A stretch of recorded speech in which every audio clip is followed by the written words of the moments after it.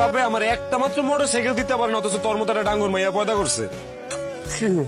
শহরে ওরা খুব নির্যাতন করে। ওরা আমারে খুব আদর করে। জয় মনে কাম হইতেছে না আব্বা। কথাবার্তা পরে হইব, এতদিন পরে আইছেন, আগে মিষ্টি মুখ করেন। তোমার বাপে আমার সংসারে অশান্তি লাগা রাখছে।